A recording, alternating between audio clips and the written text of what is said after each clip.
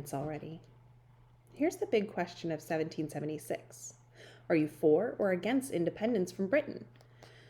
You can put Benjamin Franklin down in the For Independence column. After a lifetime of success as a writer, inventor, diplomat, and founder of colleges, libraries, fire departments, and about 40 other things, Ben Franklin was the most famous American in the world. And now, going strong at age 70, he was serving in Congress and urging the younger members, they were all younger, to make the break from Britain. Just how strongly did Benjamin Franklin feel about the American independence?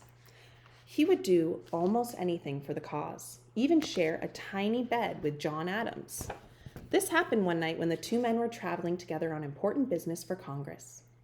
But one bed could be procured for Dr. Franklin and me, Adams explained, in a little chamber, little larger than the bed, without a chimney, and with only one small window. Both men put on their nightshirts and climbed into the narrow bed. They tried to get comfortable, but Adams felt a cool breeze and he noticed the window was open. He always got cold easily, so he jumped up to shut the window. Franklin cried out, "Oh, don't shut the window, we shall be suffocated." Adams tried to explain that he was afraid the chilly night air might make him sick. But this was nonsense, Franklin insisted. "Come, open the window and come to bed, and I will convince you," said Franklin. "I believe you are not acquainted with my theory of colds." There was no point arguing with Franklin, so Adams left the window open, leapt back into bed, and pulled the covers up to his chin. Then Franklin began a very long lecture on air and breathing and the true causes of colds. To Adams, this was better than any bedtime story. "I was so much amused," Adams recalled, "that I soon fell asleep and left him and his philosophy together." Your turn, Payne. So John Adams and Ben Franklin couldn't share a bed peacefully, but they could agree that it was time for the 13 colonies to declare themselves a free and independent country. What about the other 3 million colonists? Many of them still weren't convinced that independence was such a great idea. After all, they were proud to be part of the British Empire. What would it be like to be an American citizen? No one really knew how that would turn out. Thomas Paine, it's time for you to enter the story. After spending his first 37 years in Britain, Tom Paine sailed away from his homeland in 1774. He left behind several failed careers, 2 failed marriages, and a reputation as a clever but fairly annoying fellow. He was the kind of guy who would come over to your house and then stay for weeks, lazily lying around your living room and eating your food. But when he felt like working, Paine had an amazing ability to write powerful and convincing arguments. He showed writing talent early in his life, as you can see from this poem 8-year-old Tom wrote for his dead pet bird. "Here lies the body of John Crow, who once was high but now is low. Ye brother crows, take warning all, for as you rise, so must you fall." When his boat arrived in Philadelphia, Paine was so sick from the journey that he had to be carried ashore on a stretcher. Not a good start. He recovered quickly, though, and soon found work writing for a few newspapers. By early 1776, Paine was ready to write something big, really big. He was sure the colonies should declare independence, and he wanted to convince Americans that they could make it on their own. So he published a pamphlet called Common Sense, which was filled with punchy lines like, "The sun never shined on a cause of greater worth.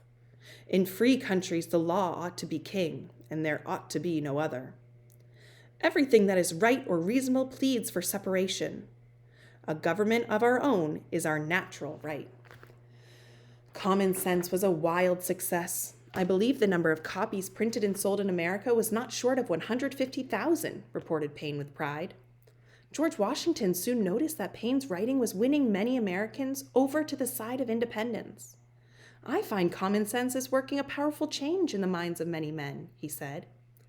After years of failure, Paine finally could have made some money.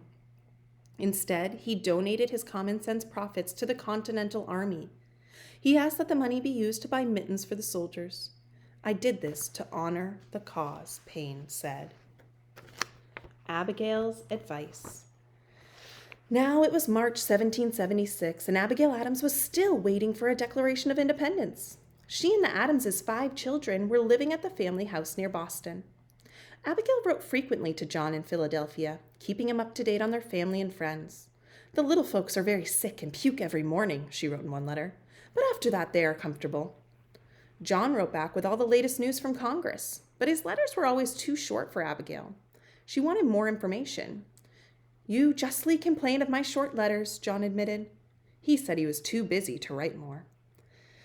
Abigail must have accepted this excuse because she kept writing long letters to John. She knew that when the colonies declared independence, the new country would need a new government. And in a letter that later became famous, Abigail offered John some advice for what the government should be like. And by the way, in the new code of laws, which I suppose it will be necessary for you to make, I desire you would remember the ladies and be more generous and favorable to them than your ancestors. Why should John remember the ladies? You probably know that women had few rights in those days. They couldn't vote, run for elected office, or attend college.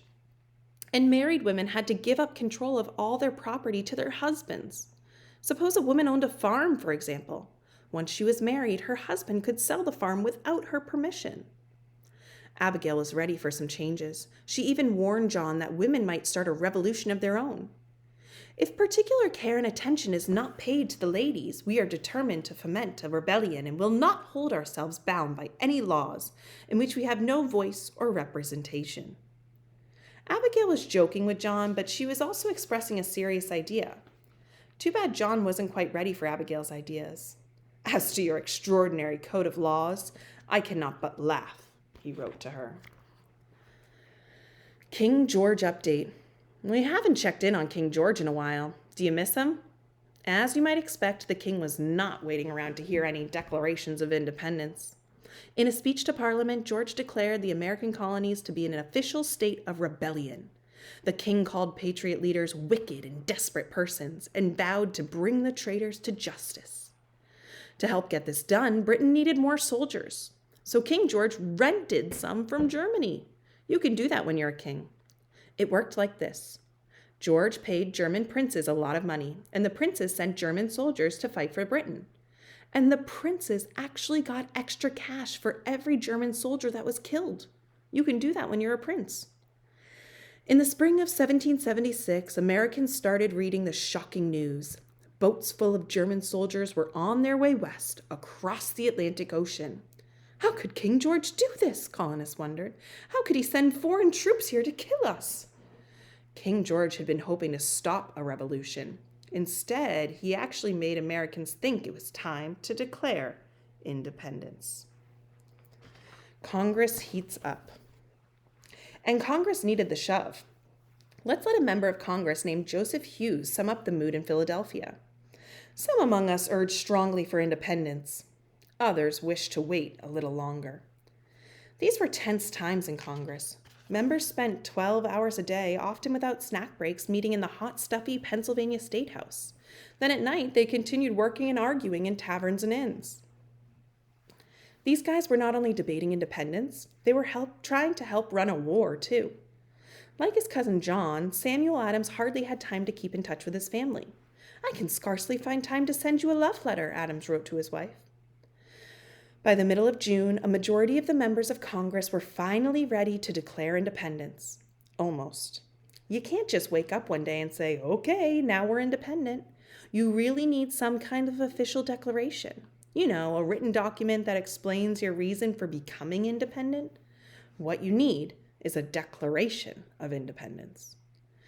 The members of Congress elected a 5-man committee to write the Declaration. Roger Sherman, Robert Livingston, Benjamin Franklin, John Adams, and a young lawyer from Virginia named Thomas Jefferson. Jefferson was fairly new in Congress, and he hadn't spoken much so far. John Adams said of Jefferson, "The whole time I sat with him in Congress, I never heard him utter 3 sentences together." No, Jefferson wasn't much of a public speaker. He could write, though, and he was about to do some pretty good writing.